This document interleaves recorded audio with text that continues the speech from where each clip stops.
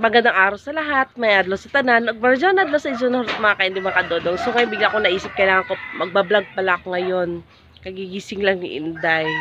So ngayon ang gagawin ko, magre-repat po tayo. Ito yung magsimula. Please, support niyo po yung FB page ko, Inday lang. At yung FB group ko po na Inday Natex Official po. Yan, kung nakikita nyo, meron ako dito mga alokasya. Itong alokasya na to, ang tawag nito, so, ayun, nakalimutan ko. Scalp room. Mga baby lang po to. Pero napansin ko kasi, siguro mas mabilis siya lumaki. Nanginan nyo naman yung paso.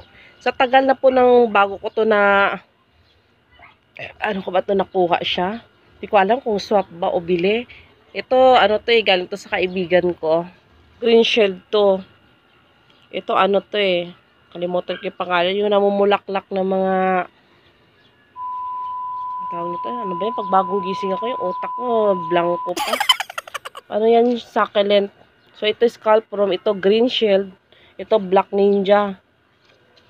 Ito, alocasia black velvet. Ito naman, alocasia bambino natin. So, napansin ko nga, tulad nitong bambino ko, hindi siya masyadong nakahinga dahil sa liit ng pots na yan. Mula nang binili ko po siya, nung nakita kung sino yung nakapanood ng vlog ko na yun, hanggang ngayon yan pa rin yung pots niya. So, try ko siyang i-repat ko po sila lahat. Ito muna mga alokasya. Marami rin ako dito mga kalateya na kailangan rin i-repat. Pero tsaka na, alokasya muna tayo. 5 peraso lang naman yan. So, ito. Ganyan yung ang liliit ng paso. Ito baby pa talaga to. Hindi na lumalaki to. Ladi scalp mo. Yan na. Kailangan siyang i-repat. Ayan. Nakita ko nyo kung ano nangyari sa black velvet ko. Kasi sa kakahabol niya ng araw, yan, bumalentong yung katawan niya. Para ilipat ko na rin sila.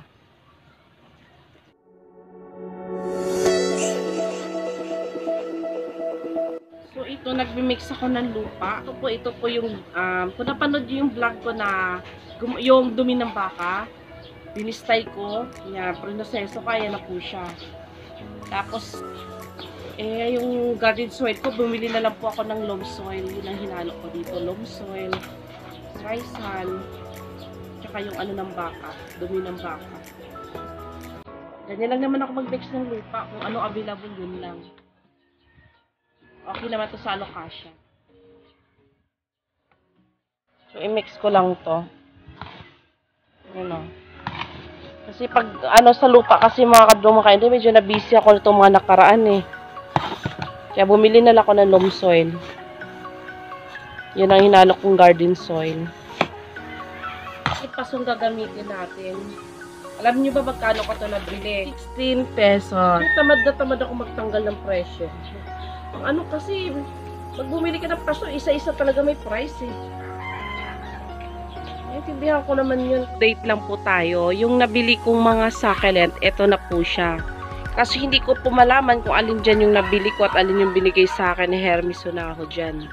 So, ayan na sila. Nai-repat ko na po sila pagkatapos kong air dry. Dapat i-vlog ko po ito Yun nga, gaya ng lagi ko sinasabi, pag nag-vlog kasi ako, ang tagal minsan. May time kasi na gusto kong tapusin na agad yung ginagawa ko. Kaya hindi ko na binablog. So, ayan na yung madati ko mga succulent, cactus.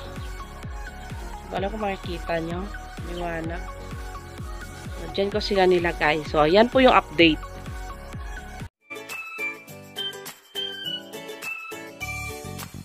Shout out po pala kay Japan Pinay Gardener, kay Mamita Gina, kay Omi Eliza, at kay Tess de la Cruz. Unahin po natin yung Alocasia scalp room. Kasi yung Alocasia scalp room ko po, ganito pala siya kaliit So, maglalagay po ako ng picture na yung matured na, para sa mga walang alam nila kung anong itsura nito pag lumaki. Mga baby pa lang po kasi ito Kailangan i-repat. Kasi parang mas maliit po yung paso natin, mas hindi po agad siya lumalaki. So, gusto ko sana isama yung lupa. So, ayan siya. Alam niyo bang natatakot ako mag-repat na alokasya kasi sa mga halaman ko, alokasya lang ako namamatayan, natutunawan. Ayan siya.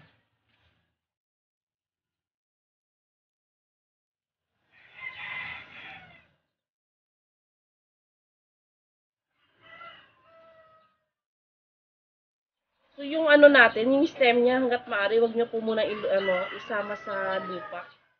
Kasi napansin ko pag sinama ko yung stem niya, ang nangyayari nabubulok. So ang iaano natin, katawan lang. Yan. Ito ibig sabihin ko, yung ugat lang po yung iaano natin sa lupa. Tapos itong katawan, yung stem na yan, ilabas lang po natin. Magkakaroon rin po ako ng mga update dito. Lagi lang ganon, may kada vlog ko, may dadaanan akong mga ginawa ko, tapos update. Na siya. Alocasia po to, scalprum. So, isusunod natin si green shield. Tagal na kasi niyan, parang, ano ba yan? Hindi lumalaki. Oo. Bagay, baby pa lang po ito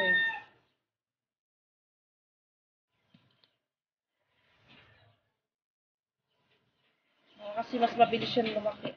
Hindi lang baka, mas mabilis talaga siya lumaki. Pag malaki yung paso niya. Ang ganda po nito. Sa mga hindi nakakaalam, maganda po ito pag nag-matured. Hirap na hirap po ko sa alocasia magpalaki. Shoutout po pala kay Pangsol de la Reyarte, Jelly Sanchez, Patria Zelda, Carmelita Enriquez, Ruth de la Cruz, Mel TV Official, Peter Gayban, Mon Manuel, Daisy Alcotin, Adelina Losegro. Hello po. Yan lang po yung dahon niya, ganyan pa kapangit. Pag may mga baby po kayo dyan ng mga alocasia, lipat nyo po sa malaking pot. So sa next update ko, makikita nyo kung ano magiging itsura na nito. Basta ang ganda po nito pag magiging matured. Hindi ko kasi nasikaso, ang tagal na nila sa pasong maliliit na yan.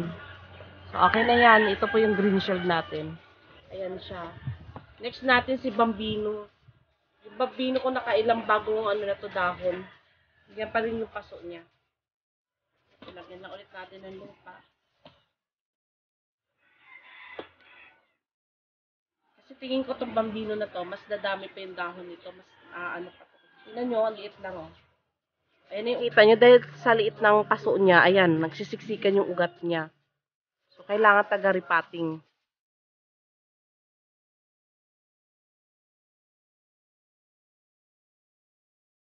Ano lang natin ng lupa. Minsan makadudong mga kainday, pag nag-repot ako ng halaman, di ba may kasamang lupa? Kung alam ko naman healthy yung lupa, hindi ko na pinapakialaman. Kasi takot po akong alisin yung lupa niyan, baka mamatay pa. May stress yung halaman. Kung stable naman yung halaman, tulad yan yung lupa niya. Pabayaan nyo na lang. Para sa akin po good naman yung lupa sa ilalim Kasi hindi po lahat ng alaman okay sa repot na palit ng lupa. Kasi may mga kaibigan ako, pag nagpalit sila, nag-repot sila, inaalis nila yung lupa bago yung lupa. Inaalis nila yan manumano sa ugat. Ayan inaalis na ng lupa yung ugat.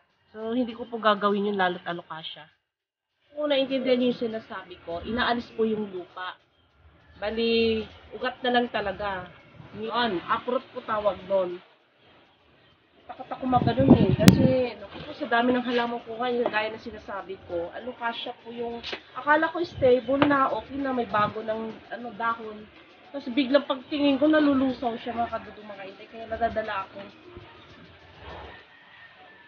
Ito yung natin, velvet. Black velvet. Ito na po yung binili ko ng 400 noon. Ito na po siya ngayon. At paano lumalaki na po yung dahon.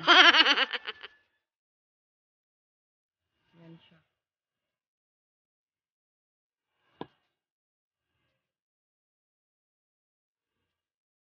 Magtatanong dyan kung bakit may batik-batik siyang puti. Ano po yan? Gamot po yan. 7 po yan. Nag-spray ako kasi ako yung mga tipaklong. Paikot-ikot na naman. Dami kong mga mayana at saka kalateya kinakain yung mga dahon. Tapos yung mga halaman kong iba, may mga akala mo may mga fungi pa. So nag-spray ako, dinamay ko na sila, baka pati sila So ayan na. So nakita niyo po yung dalawa na to. Ito po si Black Velvet, ito po si Black Ninja. Sa mga hindi ka pa po nakapanood ng ibang vlog ko, may kaibahan po yung dalawang to. Ayan po. So si Black Velvet po kung nakita niyo, may pagka-pink po yung ilalim niya. Si Black Ninja po, purong white lang po yan. Ayan o. Yan yung kaibahan ng dalawang yan. So, ito si Black Ninja na yung last natin sa Alokasya. Kasi nata-Alokasya ko, nakapareho po ng paso. Ito lang yung mga kailangang i-repat. May paano na siya eh. May patubo na isang dahon. Pa-unper ba tawag nun? So, may pa-unper siya. Kung nakita nyo rin po, mapagkamalan nyo po siyang Black Ninja tuloy, Black Velvet.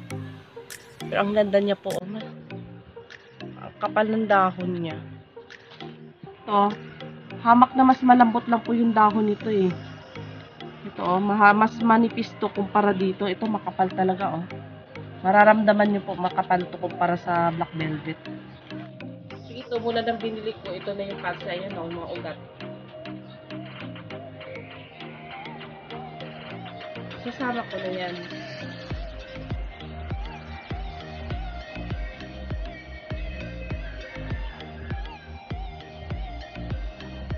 Mga kadudo mga kainde, ang ginagawa ko sa ibang mga halaman ko, di ba bumibili ako ng bulb para hindi po ako matunawan ng bulb. Nilalagay ko po sila doon sa may putikan. May papakita ko po ako sa inyo yun po yung bulb ng Alokasya ko na Batwing. Ito po yung sinasabi ko sa inyo. Kanal, paano ba sabihin? Parang dito dito po napupunta yung mga tubig. So masasabi kong kanal, ito po yung Batwing. Dapat tumubo na po ito nabalik ko lang yan. Ginawa ng anak ko, inapakan. Chinap-chap ko po yung nabili kong bulb. Ayan na po yung mga ayan. Po ako na picture ng Batwing. Ayan siya isa. Ito rin po may pausli. Ayan pausli niya na ito. Yan. Chinap-chap ko po yung Batwing. Kasi nadala ako dati, bumili po ako ng nauuso pa lang yung sinuwata, bagong labas yung sinuwata. Bumili po ako niyan. Ang nangyari, nalusaw po dun sa loam soil ko. So, sinubukan ko, dito ko tinatanim pag mga bago yung Alokasya ko, pag mga bulb. So, ayan, effective naman po sa kanal. Ayan Kasi natural na laging pasaing lupa, paputik. Buhay Ito yung top cut niya, tapos ito yung mga kasunod.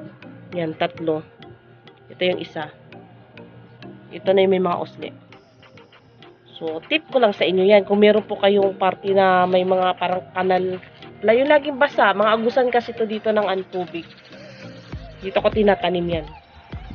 Yung part na sabi nga nila humid. So, ito yung mga top cut na mga pinag-aano ko. Ito na naluntay ulit kasi inaakyatan ng pusa. Umaakyat siya papunta dito sa taas. So, ayan yung mga top cut na mga gagawin kong mother plant na mayana. Andito rin lang naman tayo, pakita ko na sa inyo. Tapos, ito yung iba, mga babies pa ng tawag nito. Avatar. Avatar daw tong na to. Mga mayana na to, avatar. Tapos, yan yung campfire. Ang hirap ni campfire. 3 days na po, ganyan pa rin siya. Yung iba, tumatayo na. Lantoy pa rin. So, ito si lettuce. Na-share ko lang sa inyo. So, yung ginawa natin na 3 sa isang, ito medyo lumalantoy yung iba, maselan yung iba, kumpara sa ibang mayana. Tulad nito, lumantoy. Kailangan pa ng ilang araw bago maging stable yan. Ito yung nauna kong ginawa. Papakita ko lang sa inyo. Ito. Iba-iba po yung variety na yan.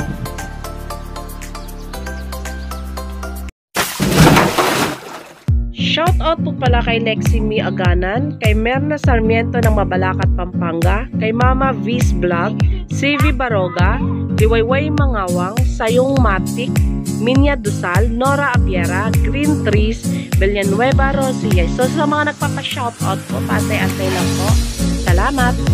Mga kadudong mga kaili, may nakalimutan pala ako. Nagtataka ako bakit 5 yung ko, 6 yung pasok ko. Meron pala akong Mickey Mouse na kasamang iriripat. Wala sa isip ko, nadaanan ko na lang doon nakalagay.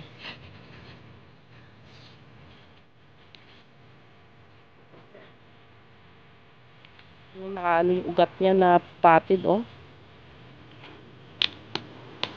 Yung pinatatakot ko pag nagripat ako yung maputol ko yung ugat ng halaman. Tapos mag-iinarte na. ito po yung Mickey Mouse.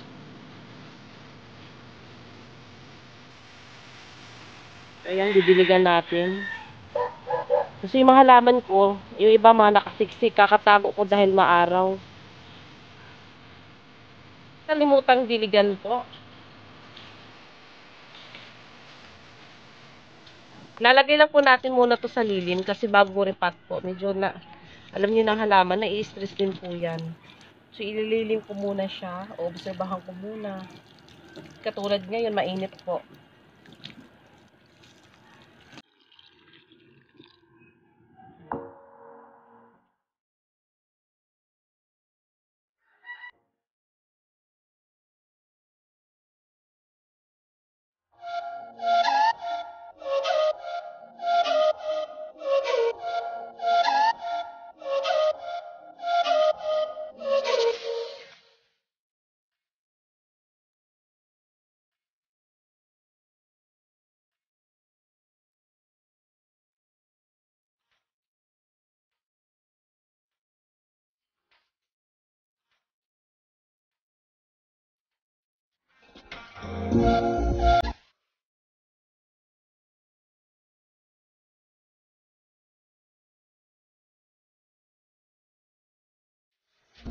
Tapos na po ako mag-repot. Please like, comment, and share. Huwag kalimutan mag-subscribe at pindutin po ninyo lagi ang notification bell para updated kayo sa next video ko. So, thank you!